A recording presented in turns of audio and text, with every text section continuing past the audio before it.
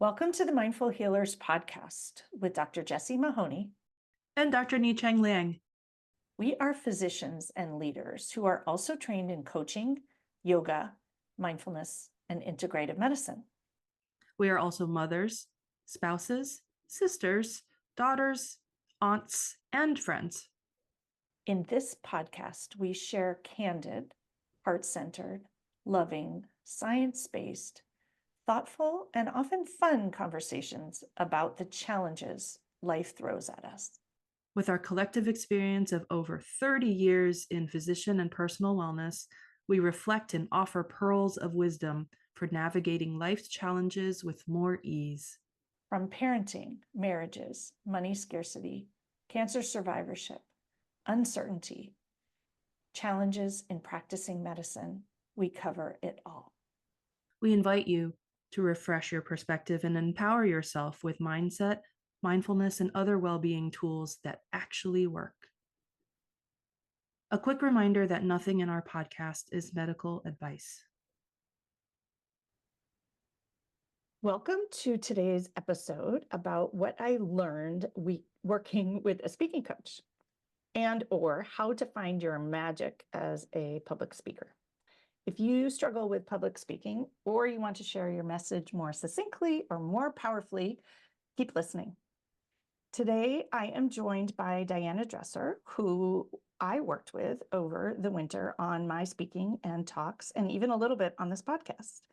And she works for a company called Articulate, Real and Clear, which is owned actually by a friend of mine, Hillary Blair, who I met originally at the Brave Enough Conference, and then again at the Brave Enough Conference, and then again at the Canadian Women in Medicine Conference.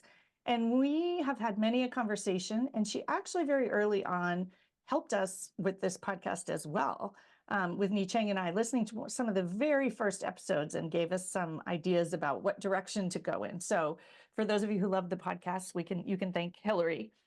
And when I was getting a lot of requests to give more talks, I decided I really wanted to sit down and get support. And so I thought of Hillary, who helps people give talks and communicate more effectively. And I reached out to her and she hooked me up with her company. What I thought was super cool is they actually interviewed me and asked what I wanted to get out of it, what I wanted to learn. And then they made personalized recommendations about who I would work with. And that is how Diana and I met. I have learned more recently that many people work with multiple different coaches, depending on what they need to work on. If there's a voice issue, if they're working on more of executive speaking versus giving a TED talk or having a different angle. Now, Diana and I actually worked together the whole time because we had plenty of things to work on and work through and quite a connection. But what was really lovely about this experience was that it was very customized and individualized. And so today's episode, we're going to talk about that individualized experience and what I learned about myself as a speaker and what some of the things I took away. And Hillary will join me in a future episode to talk about doctors and why we struggle with speaking and just some more general tips about communication and presentations. But for today, Diana and I hope that you will leave with some tools that will help you in your own speaking and an understanding of how working with someone on your talks can be helpful. And in Diana's honor, we're going to start with a pause and a hand to heart. She is someone who has really nudged and encouraged me to always remember to do this at the beginning of my talks, to set the stage and the energy and the tone. And so we will take this moment, finding your sit bones, closing eyes if it's okay for you, and coming back to your breath. And just notice the breath coming in through your nose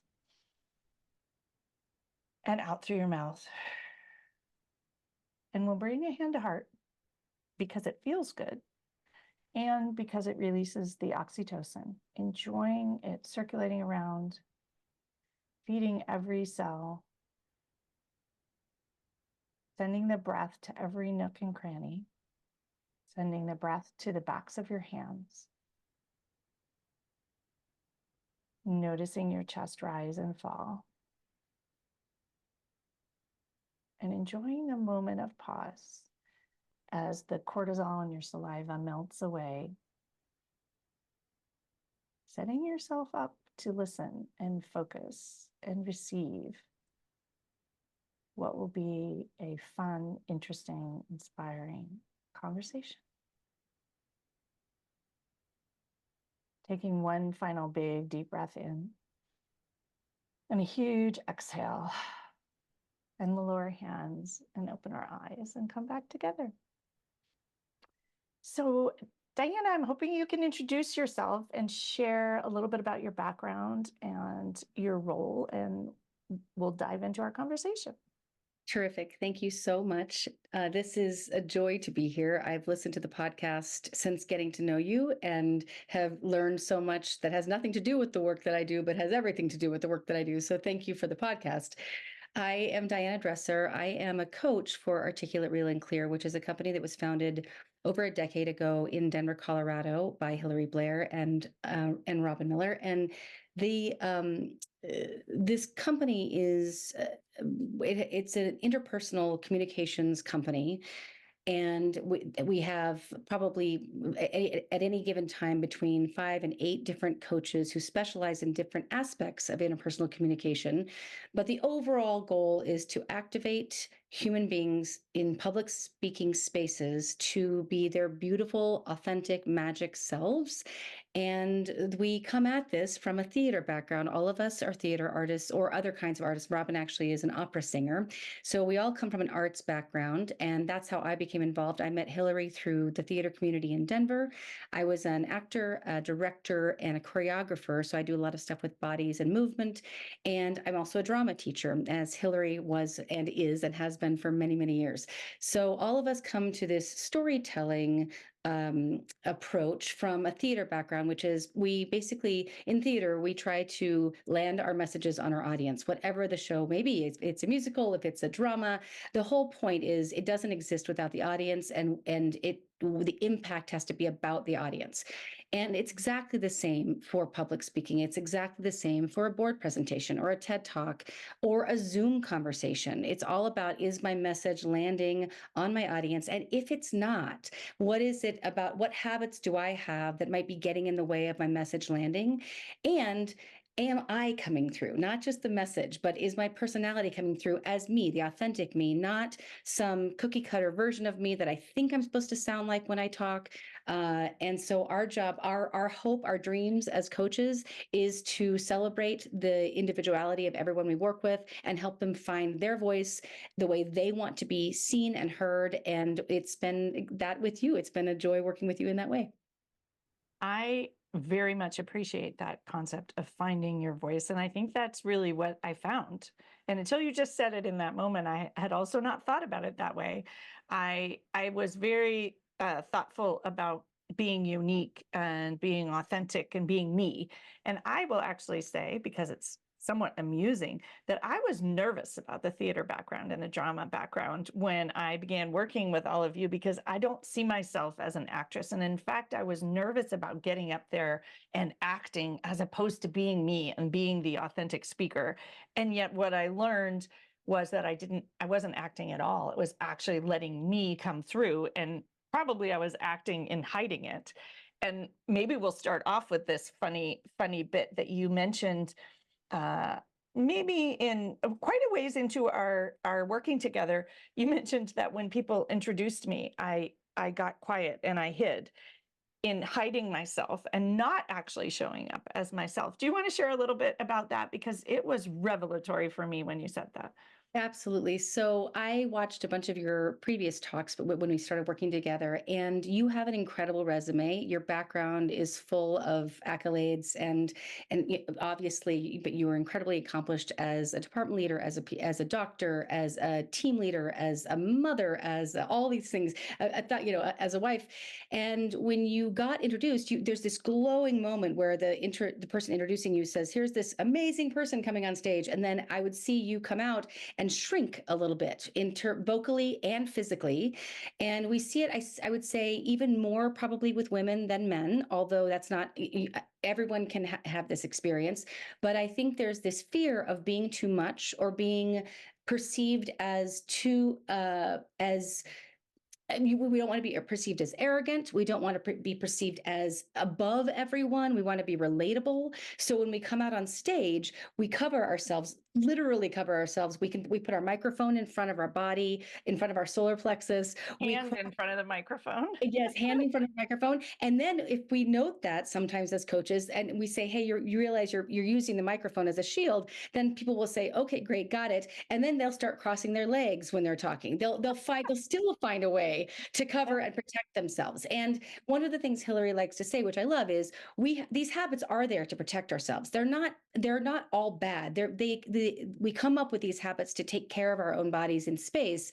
And if we're feeling exposed and vulnerable, that's what we will naturally do. We also do it vocally. We'll shrink vocally. So instead of using our full voice and really speaking with our full power, we will slip into what's, vocal fry, which is when you go way down in here, you get a little bit of gravelly, or the voice will get tiny or tight. Those are all ways of hiding. Even when we're on stage in front of hundreds of people, we're still trying to hide. So part of what I wanted to see you do is walk in and land in that space and let all those things about you be true and own them and feel and be okay with the fact that you've had this amazing career, that you are who you are, that you're super comfortable in your space, in your yoga space.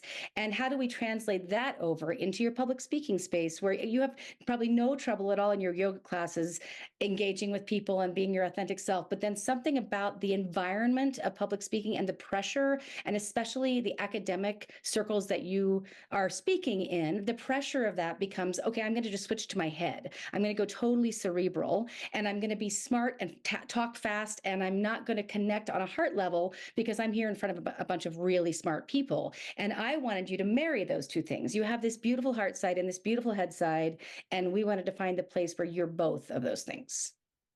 And I think that I was able to do that. Although what's interesting is I think I still am working on owning it and sort of being that person who has that list of accomplishments.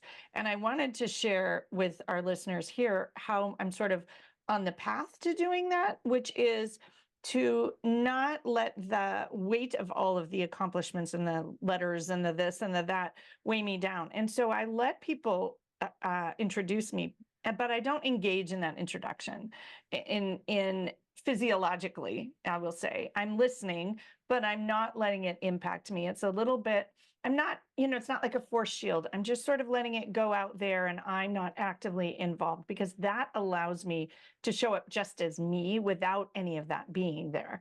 And I think one of the things you brought up here is when I came to coaching on speaking, I really wanted to bring I have no trouble public speaking as a yoga teacher.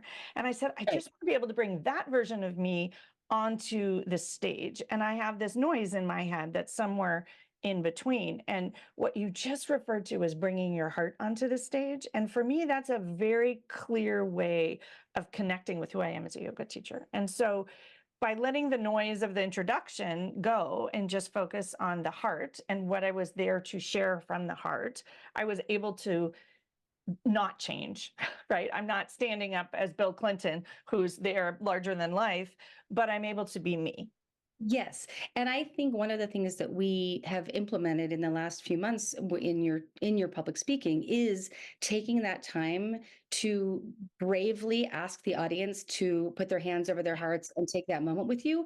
And I think your hesitance around that made total sense, which is, if I walk into this space of doctors and people who, again, high achievers, type A folks, people who are like, I don't have time for this, right? And you ask them to pause, and you ask them to do something very, very vulnerable and physical in that space, sitting next to their colleagues.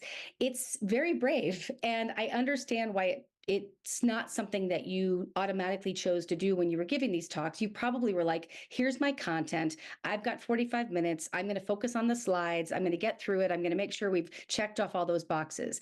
And taking that time, it's remarkable how it shifts the energy of the space when you do it, and how it shifts your energy when you do it, and makes them more receptive. So it's critical, actually, to your talk landing on folks and the message landing. And yet, I'm sure it felt weird the first first time you did it, when you were going, I can't believe I'm taking I'm taking 3 minutes out of this 45-minute talk, and I'm just going to have them breathe and listen. Yeah. I love it. It's where we see, it's one of the things, we talk about what makes everybody so magic. It's one of your magic pieces, and it's so special to you. And I'm sure nobody else out there is doing that same thing. And I love watching you own that it's like, this may seem weird. It may seem a little woo woo or a little kooky or whatever it is, but this is actually what you do. What you do is help these folks who are high achievers pause and be present. That's what you're doing. And so asking them to do it in real time is how we get you. And I think it gives them that visceral physiologic experience that makes everything else I talk about. That is actually how I become relatable, even though it felt like a huge step to be relatable in that way. And yet it's what gives people the tools to be able to relate. And it's actually strategic if we think about the physiology of it. Yes. One of the other things that we discovered kind of by happenstance was the last talk that I gave that I sent you. You said, wow, your presence on the stage was so different. And I realized that I had also at this conference taught the yoga class literally an hour before I went on stage to give the talk. I went and changed my clothes. And that what I had done was changed my own physiology so that I had done essentially hand to heart for an hour before going up on stage. And that actual practice of mindfulness and practice of self-compassion and practice of being in your body was for me transformative in how I was able to show up on the stage. It was sort of this magical presentation. And took me a minute to think, like, why was it so magical? And I realized that that's what it is. And so giving the listeners a microcosm of that, because not all of them joined me for yoga beforehand, Right. is really powerful in modeling how these tools can change how you show up for your patients and show up for your life and your own talks. For sure. And we had that conversation early on, I think, where and again, I guess I'm being a bit redundant about this, but where in some ways the message that you were speaking and the way you were speaking it weren't meshing completely at the beginning, because you have this beautiful side to you that was being a little bit put on the shelf when you would come out on stage, this open, vulnerable yoga teacher side of you. And you were leading more with facts, figures, science, doctor, all of that. That was speaker was supposed to do. That's in quotes. That's exactly right. And so there was a disconnect when I was watching, because I was going, well, here's a person who I know practices this every day and leads these beautiful retreats and makes this huge progress in people's lives.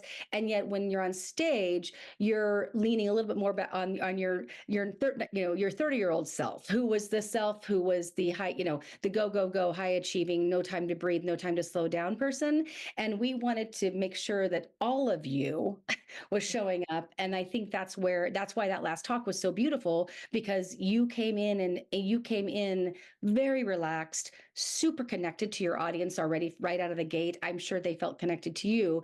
And it was a different experience, I thought. Yeah, I often say what you practice grows, and that's true for me as well. Practicing bringing your authenticity. It reminds me, I actually just recorded a podcast with a physician who I had worked with. And one of the things that she talked about was being able to be in the exam room and be her authentic self and share how she's funny and share the things that are kind of unique and interesting. And when you said that, I was like, oh, it's the same thing. That's how you enjoy this. And that's how you enjoy giving a talk. And so many of us in medicine, and I think when we're in these spaces with highly accomplished people, we kind of put on this shell, which we think makes us more connectable, but actually makes us less connectable. It's like that vulnerability and real you is much more valuable and much more impactful, but it takes bravery to show it. It does. And I think it's, you've always had a lot of that in your talk. Actually, before we even ever worked together, you had these very funny pictures of of a robot in your parking garage, and funny pictures of you all being pregnant in med school or whatever. And, so you already were an outside the box speaker in the world of medicine. And that it excited me. And I thought, okay, this is a person who really does want to show up in a different way, not be the typical typical conference speaker that everybody has to go to for their CE, for all the things that they have to do, right? You want it to be like, what if I can actually transform folks in this conversation instead of having it be, like I said, checking a box of, oh, I went to a corporate wellness talk, I went to a mindfulness talk. And what you've done is push through that to a different it's like 2.0 for all those things. It's like, well, all that earlier version, it's all great in theory. And what you've done is say, what is it when you really practice it? Not just, again, in a corporate setting, we have wellness Wednesdays and we take 1 hour to take a walk outside, right? I think what you're asking people to do is a much bigger ask. And that is to ask about, how can I sustain myself in this career? How can I survive without tons of burnout? How do I stay doing this thing that I fell in love with when I was 21? How do I stay in this world? You're trying to help people have longevity. So it's a lifelong practice. It's not a quick fix, come to one conference and you're done ask, which is also what I love about your work. Yes, so let's share a little bit, because one of the things that I found so helpful about working with you is I felt very seen. You kept saying, oh, well, you are bringing this holistic approach. Or you said one day, like, oh, you're telling them how to become the gold in the cracks of the broken pottery and like how to become more valuable. And so there was a way for you to be watching the talks, the recordings of the talks, or even sometimes just the audio if I didn't have the recording, but to see immediately sort of who I was and what I was bringing. So I'm curious what you thought that was and is, and the way you described it, because it was really magical for me to have someone else to be able to explain what I was doing, what I knew I was doing, but I didn't have the language within me. It's a bit like me being the coach for someone, where I can see from the outside, you're someone's mirror, and you were able to see that for me. Yeah. Yeah, I think I feel like with you, the what would love do was the first thing that really caught on for me, because again, it's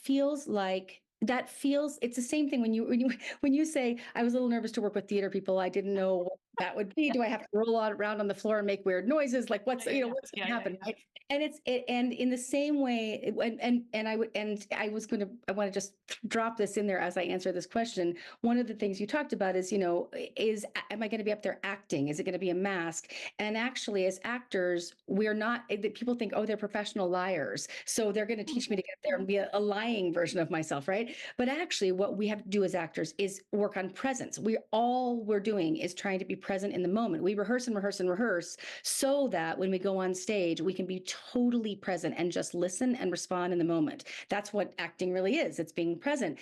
And that is what struck me so much about you when I first watched you, was that when you were saying, what would love do? I thought, this is revolutionary, actually, because these folks that you're speaking to probably would never dream of asking a question like that. It feels outrageous in some ways in a medical setting where it's all about everything you have to do. Like you said, you're constantly in triage mode. You're constantly in scarcity mode. You're constantly in, the system is broken mode. Those clearly heard my talk a few times. Yes, but it's true, and that's where all the folks are coming from. That the system is so broken, and you are saying yes, it is, and it doesn't mean we walk away from it. We actually go deeper into it and say, what would love do in this moment? How would I show up with love? And if love is the first thing, if that leads every interaction with the patients, with the administration, with your coworkers, with your family, it is quite revolutionary and a little scary, I think. And that was what excited me about you, because I don't think people are asking that questions. It's just not normal. It's not the setting. It's not the way you're trained. You're trained to, in a way, brutalize yourselves as doctors, right? You're trained to stay up all night. You're trained to never ask for breaks. You're trained to not go to the bathroom. You're trained to not eat. Those are all the things that world is. And you're saying, whoa, whoa, whoa, whoa, whoa. How do we put the brakes on for a second? How do you walk outside and stand by a tree? How do you breathe for a second? How do you find a space that is healing in all of this? Your job is to heal others. How do you heal you so you can keep healing others? And I know that I know I'm probably oversimplifying, a lot of ways what you say, but it is, to me, that was so exciting. It felt dangerous. It felt wonderful and dangerous and crazy to be a person in your space speaking to this audience and saying, hey, I'm asking you to do something that you have been trained not to do for 25 years, right? It's so ingrained to not be able to take care of yourself in your field. And you were like, that's why people leave. That's why people can't do it anymore. That's why people are miserable in their home lives when they go home at the end of the day, and they're critical of themselves and critical of everyone around them. It's a life change. It's a holistic whole life change and whole life point of view change that you're asking for. And that's what that's why it feels so special to me, because it does not fall into the bucket of traditional corporate wellness. Yeah, I think the other thing that you brought up that is the physiology and neurobiology piece of it. For me, you saw that. You said, well, but you're explaining to people why it works. And so Yes. again, it's that lens of someone else, which I think I knew, but I hadn't framed it in that way. And that's the beauty of having someone else listen to your talks. But even someone who's not, I know you have a bit of medical background, but who's not a physician, who's not someone who would be in your audience, that Right. they can give you this story of who you are and help you refine and define who you want to be.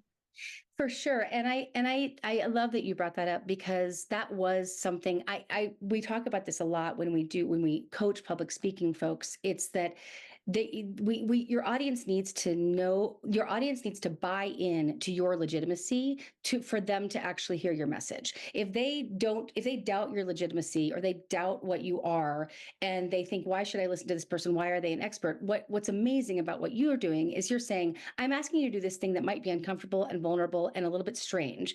And I'm also going to continue to layer in what it's doing to you physiologically with cortisol, what it's doing to you neurologically. So you have this gorgeous thing where your audience goes, okay, wait, she's this beaming yoga instructor, but at the same time, she's this super smart doctor who can tell me why it's working. Not just ask me to do it, and I go home going, that felt really good, but I don't understand why. You're giving them the why through the whole conversation, which gives me as an audience member buy-in. I go, yes, I'm going to listen to this person. They know what they're talking about. It's not just woo-woo. It's actually science. It's biology, it's physiology, it's anatomy, it's science. And the two things are totally, totally connected for me. So I think that's, again, one of the things that made you feel special to me. And also one of the things I wouldn't want you to lose. I don't want you to go so far to the other side that you don't offer that piece. It all has to be there, or else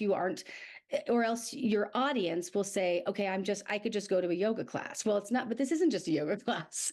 This is more than that. It's the how and the why for me. And what you said there, you said that you need your audience to buy into your own legitimacy. 100% true.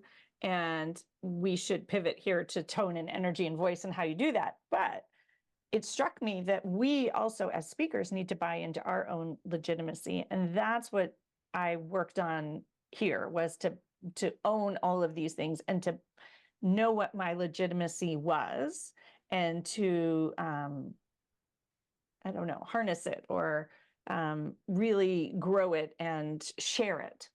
Yes, and you have one of the most wonderful tangential minds I have met in my coaching, where you can talk without notes about this stuff for you so know it. It's Years. so it's so who you are.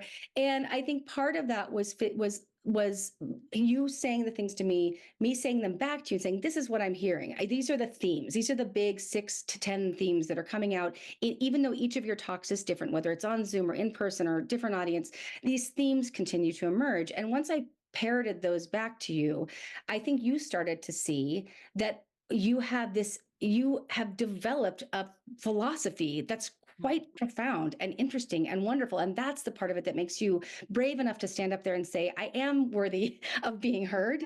I am worthy. I should be here standing on this stage. And it's because I have spent my lifetime developing this understanding of all the beautiful and difficult things about being a doctor, and the beautiful and life-changing things about being a yoga instructor. And I have this expertise that is needs to be out there, needs to be in the world.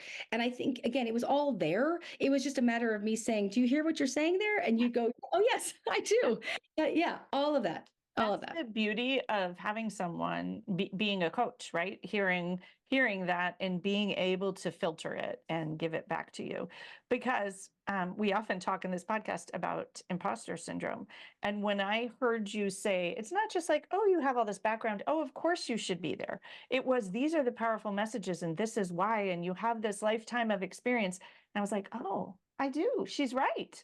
But I hadn't. So in that way of someone intimately hearing what you're saying and intimately helping you refine your message, it also very much helped me. Literally, I would say I don't feel like an imposter giving talks anymore. I feel like I belong and I should be there and I should be doing more of them. Like only the world is missing out if I don't do more of them, which is not at all how I felt before. And I actually think one of the gateways into that for us was when I started describing you as a radical, as a radical being. And that is not how I think you thought of yourself prior to this, but I was hearing radical thought. Yeah. And I get very excited about that. And and that is the difference maker. That's why you lean in to hear someone's message versus, oh, I've heard this kind of same canned presentation over and over and over again. It's the radical thinkers that have the biggest impact. And I was like, this is a totally radical line of thought. And I don't know that you thought it was so radical. I didn't. I think the other piece is that we think what we think is normal. And so for someone else to say, oh no, what you're doing is radical. And I grew up in Berkeley, so I'm leaning into the radical now. I'm like, I'm radical. I actually liked your new word today, use dangerous. I was like, yes, dangerous. That sounds a little bit fun. I mean, dangerous on stage to whatever degree. It has a little edge of excitement to it. Yes. And I might lean into that next time for fun. So one of the other things you taught me, which I think is also helpful here, is this idea of the tone and energy and pace having to match the radicalness of the talk and match the mindfulness piece. So it all had to actually be of a piece. And for me, that was a very different way of thinking about it. And it's what allowed me to actually tap into I will say my yoga teacher comfort zone, but the tone actually in a talk and energy is very different. But it allowed me to find that, saying, oh, it needs to match what I'm talking about. So if I'm talking about what love would do, my tone and energy and presence on the stage, so funny. I love that it's presence, right? Yes. Have to match that. And that's not something that when I was taught to give talks, I was never actually taught to give talks, but I don't see doctors giving talks or teaching lectures ever doing that. No. And so it really changed the impact and the ability to connect with the audience. And it was magical, really. I think that's true. I think that you're modeling when you're up there, you are modeling the thing that you're teaching, right? So that modeling is really important, that it matches, that we see it and we want to be a part of it. We get attracted and drawn to it. And the default, I think, for folks in your field in the medical field is to, again, be, reliant on the slides, lots of description, lots of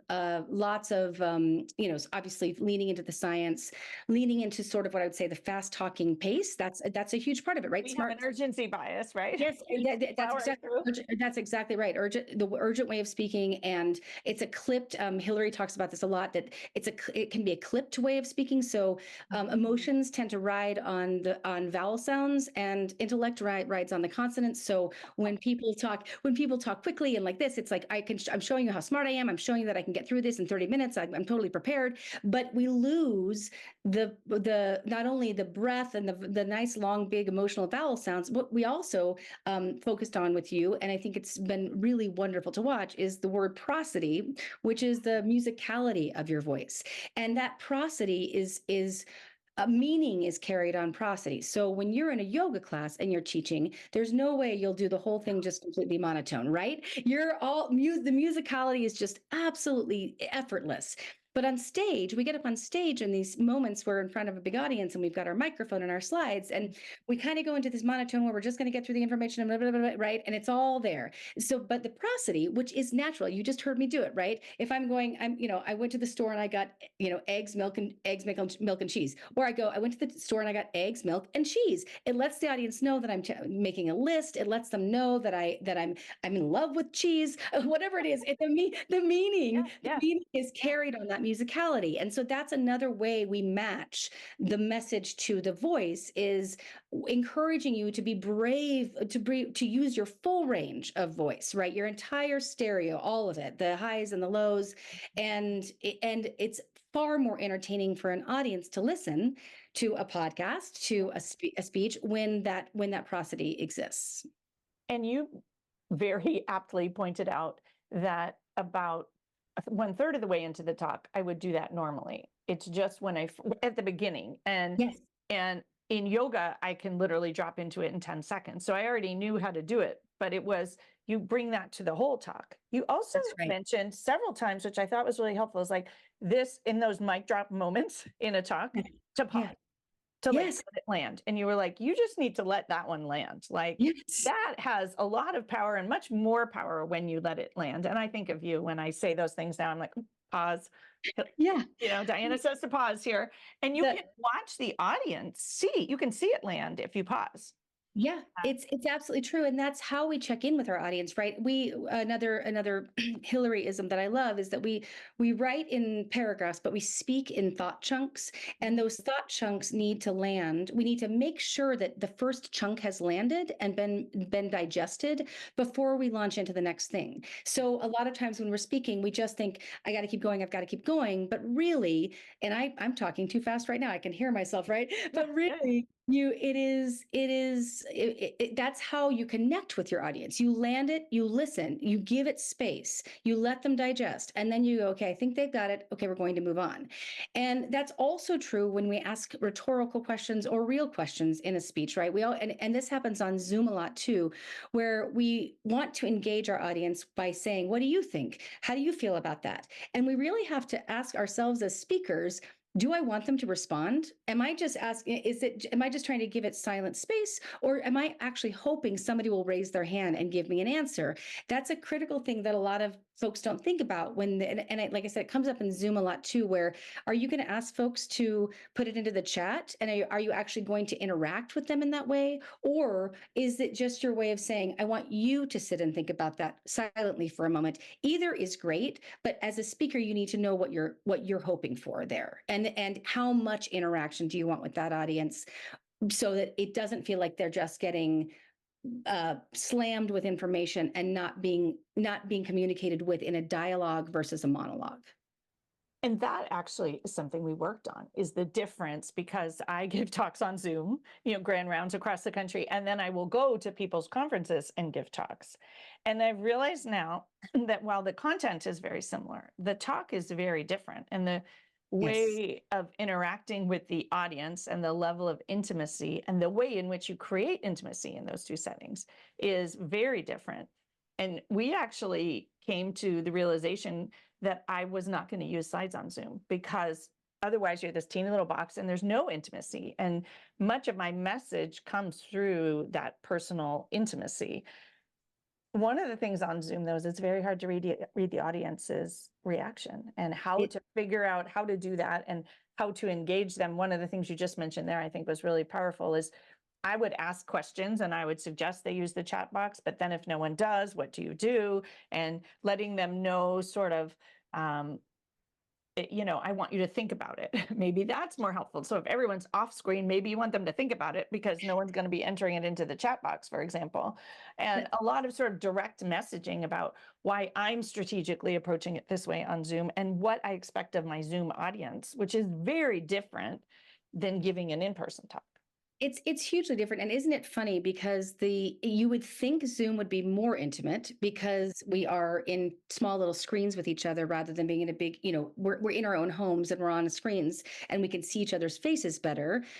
And when you're in a big, huge, auditorium of some kind, you don't feel like the intimacy doesn't feel like it would be as obvious. However, when you're live speaking, you can see them, you can hear them laugh, Yeah. you can, they're right there with you, right? You can tell when you're losing them, you can tell when you've got them.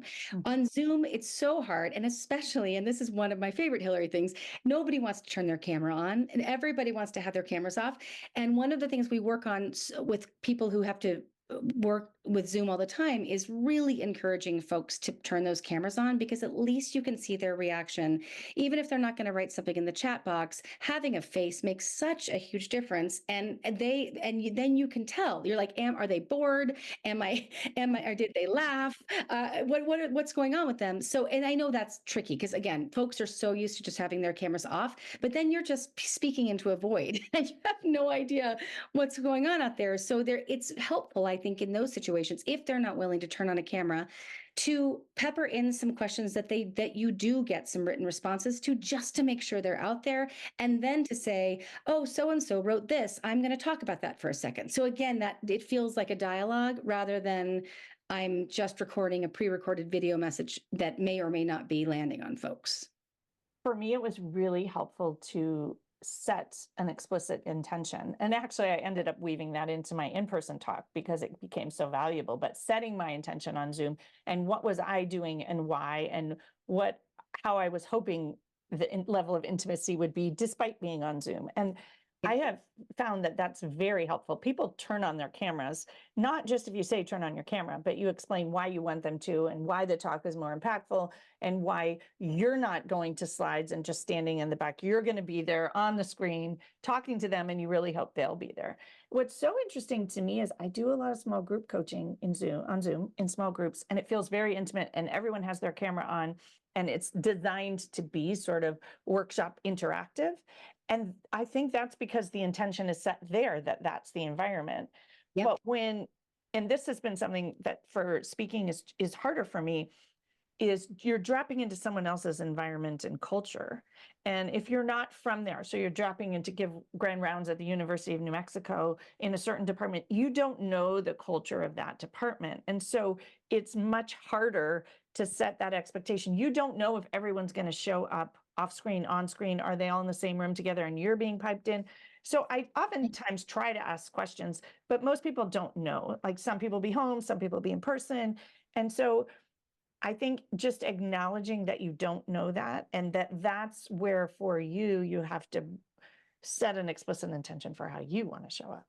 I love that. And I think another piece of that is being transparent about the not knowing. I feel like one of the things that I've learned in my Zoom talks and in coaching is that transparency is huge. When I'm on a Zoom talk and I'm taking notes to the side of my computer and I'm writing them down, then my eyes are leaving the screen all the time. So I just say right up front to my group, hey, if I look away, it's because I'm writing some stuff down. Or I can say, I don't know if you're all in the room together or if everybody's in their own individual offices.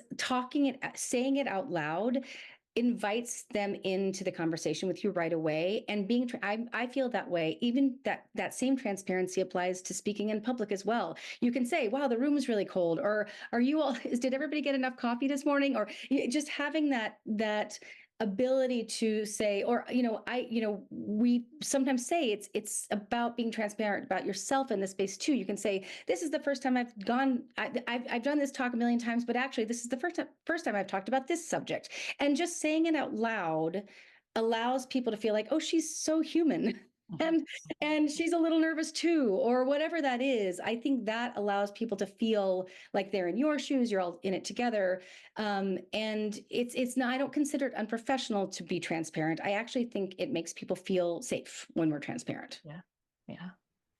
We have given so many good tips for speaking today, and I want to thank you for coming and having this conversation. It was so fun, so many relived moments, and a moment for me to sort of notice. I'm always thinking, oh, what am I going to do next? That TED Talk is coming. I'm going to work on it.